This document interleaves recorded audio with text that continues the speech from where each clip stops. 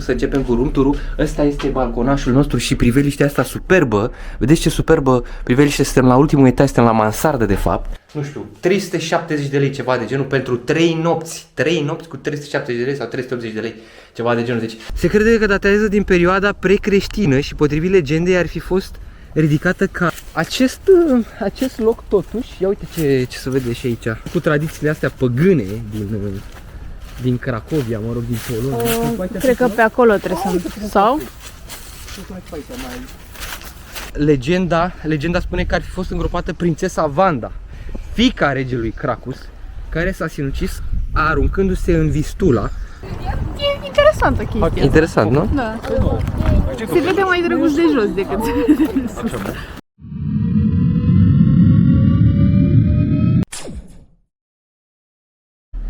Și bună dimineața la cafeluță!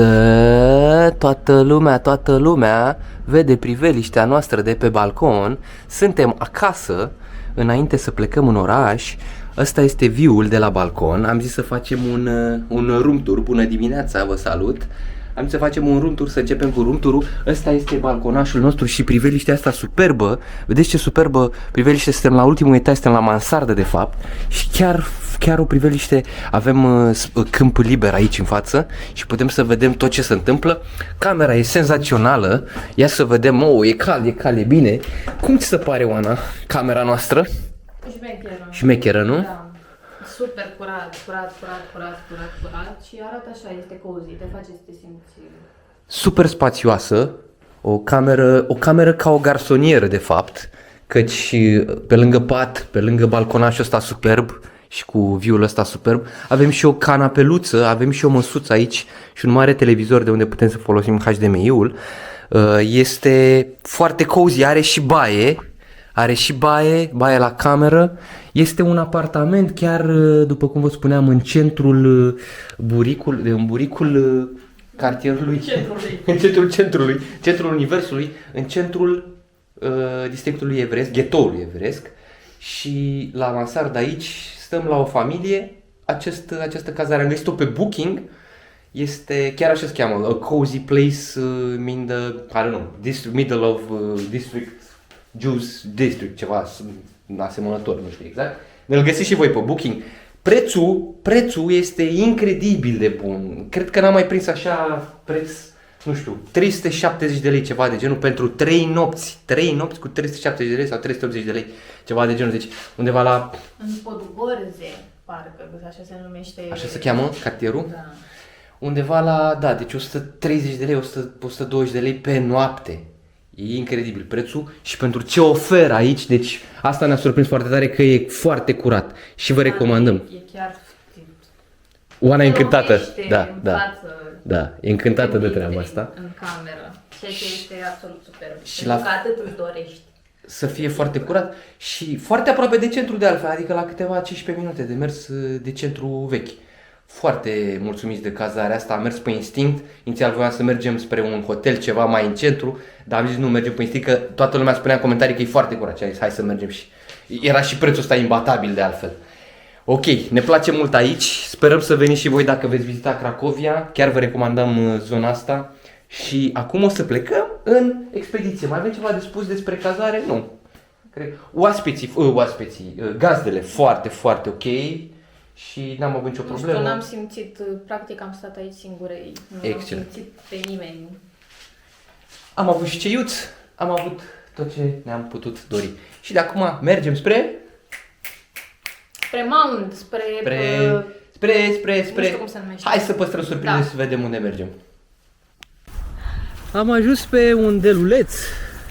Suntem de fapt pe marginea propastiei. Pe marginea propastiei, ia să mergem pe marginea propastiei, chiar pe marginea propastiei. Suntem pe unul din dealurile de pe lângă Cracovia, uite se vede de aici o priveliște frumoasă.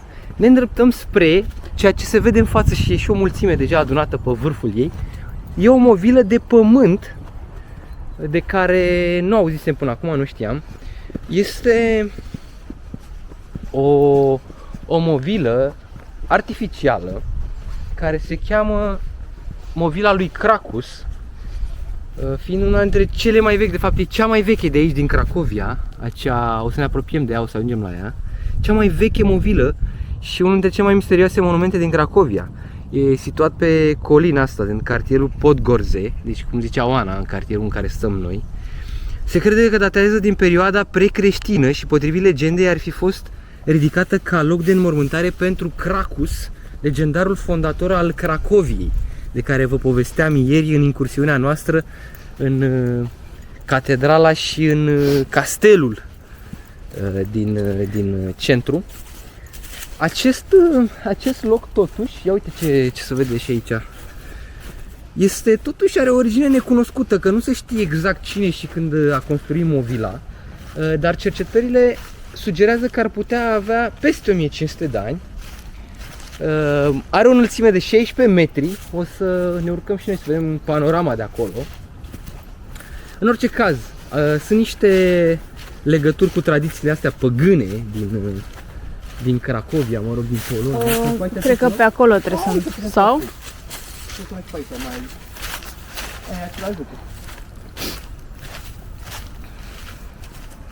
Haideți să mergem către ea. O să vă mai spun și alte lucruri interesante, căci această movilă nu este singulară. Este într-adevăr cea mai veche, dar nu este nici cea mai mare, la doar 16 metri. Mai sunt vreo 4 mari, în total sunt 4 mari movile aici. Asta este una dintre ele. Sunt și altele mai micuțe. Aceste movile, principalele movile, pe lângă asta lui Cracus, mai este și movila Vanda, de care se spune că legenda spune că ar fi fost îngropată prințesa Vanda, fiica regelui Cracus, care s-a sinucis aruncându-se în Vistula pentru a evita o căsătorie nedorită. De asemenea mai e și... Un prinț german, am citit și asta. Nu voia să se căsătorească cu un prinț german. Cu un prinț german? Ok. Ia uite ce vale aici. E și împrejmuită, să nu cazi în prăpastie. Hai să mergem spre movilă. Hai să mergem. Mai e o movilă, care asta se pare că ar fi cea mai mare, ai grijă pe unde calci. Da. Movila lui Kościuszko, care e un simbol al patriotismului. A fost edificată în 1823 în onoarea eroului național Tadeusz Kościuszko. Acolo în jurul ei este și o citadelă. E creată un zid de apărare în jurul acestei movile. La aia e cu intrare, nu știu dacă o să ajungem, e mai spre aeroport, e mai departe, nu știu dacă o să ajungem la ea. Da, nu că cred, nu. pentru că mai avem lucruri de văzut prin centru și... Da, nu e foarte aproape, trebuie să luăm ceva tren, autobuz, nu știu. Tadeusz Kościuszko a fost un lider al insurecției din 1794 și în cinstea lui a fost ridicată această movilă. Găzduiește acolo, cum spuneam, și un muzeu. Mai e și movila Pilsudski, o altă, cea de-a patra, să zicem așa, cea de-a patra movilă relevantă, ridicată în 1934 în onoarea mareșalului Josef Pilsudski, liderul independenței Poloniei, situată în pădurea Volski. Nu cred că ajungem nici aici, dar în principiu aceste movile sunt niște repere istorice și simbolice legate de personalități și legende poloneze. În principiu oferă priveliști frumoase asupra orașului și oferă acest mix între mitologie, istorie și tradiție.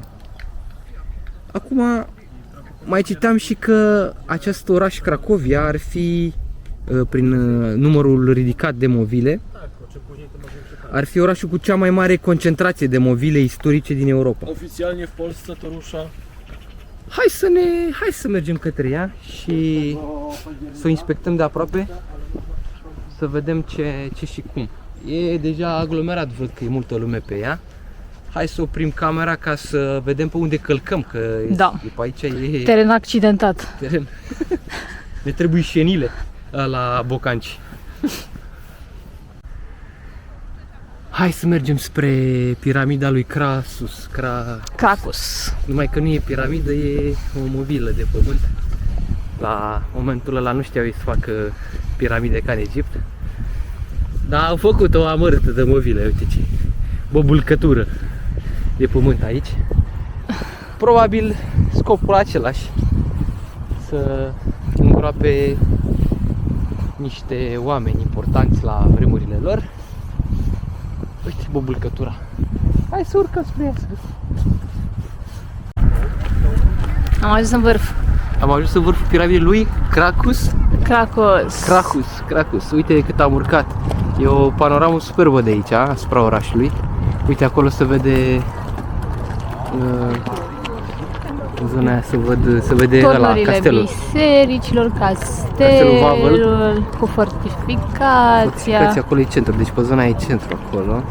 Noi am venit de undeva de pe aici, tot așa. Nu știu exact de unde. De pe aici am venit. Că am traversat încoace. Ia, unde ne arăți? Încolo, uite pe acolo. Tot așa încolo, că încolo. Ia, uite aici încoace, de acolo spre partea. Hai, vino așa, vino pe aici. Să vedem ce se mai ascunde și pe partea asta. Da, aici este cimitirul evreiesc. Să și văd, e foarte mare, uriaș cimitirul evreiesc. Uite, de acolo am venit noi. Hai, un picuț. Gata, să treci. Hai, un picuț. Filmăm pe aici. Filmăm ce se întâmplă pe jos. se întâmplă pe jos. Da, ăla de acolo e cimitirul. Și fix în față, printre copaci vale. este și în vale. Este cimitirul care este wow, acum de sus chiar că părea uriaș de când am urcat, dar E foarte mare, foarte mare. Și aici, de acolo am venit, din zona aia am venit noi. De pe partea aia, am ocolit toată valea. Și am ajuns aici. am ocolit toată râpa. Cum ți se pare? E interesantă chestia. Interesant, nu? Da. Se vede mai drăguț de jos decât de sus. Bobulcătura de pământ. Bobulcătura de De pământ. aici se vede frumos partea asta, pământul în valuri În valuri, da. și cu zonele astea de canapele din pietre. Da, e o zonă pe care merită să veniți să o vedeți, pentru că ai toată priveliștea orașului, de jur împrejur, 360 de grade, panoramic. E frumos, mai ales dacă e frumos afară, chiar e o călătorie, e o aventură pe care merită să o faceți. Uite și în partea asta.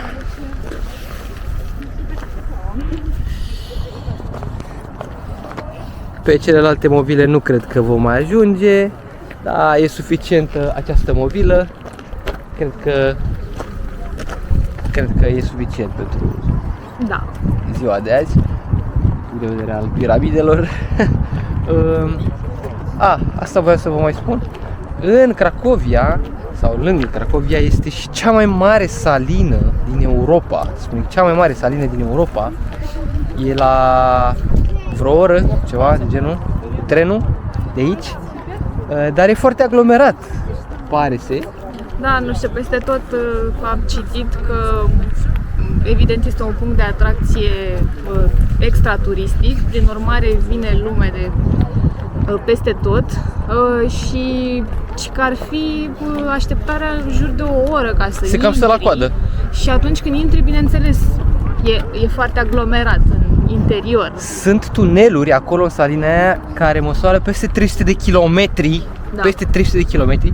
E ceva ce cred că ar merita văzut, doar că noi nu suntem fani deloc ai statului la coadă, adică e ce urâm cel mai mult. Și nu prea, adică de atunci când vizităm lucruri, ne place să ne plimbăm singurei, așa, în ritmul Relaxat, nostru, lent. nu să stau îngrămădită între alte 100 de Să persoane. admirăm, să observăm, să analizăm ce e în jurul nostru. Așa că o să dăm skip pentru că nu suntem fanii statului la coadă și de ce să pierdem timpul ăla o oră sau poate chiar mai bine. Azi e și duminică, s-ar putea să fie coadă și de ce să pierdem timpul ăsta când putem să ne plimbăm liniștiți pe la obiectivele pe care le mai avem de văzut. Așa că de aici, de pe colină, v-am pupat și ne vedem jos, la baza ei și mai povestim.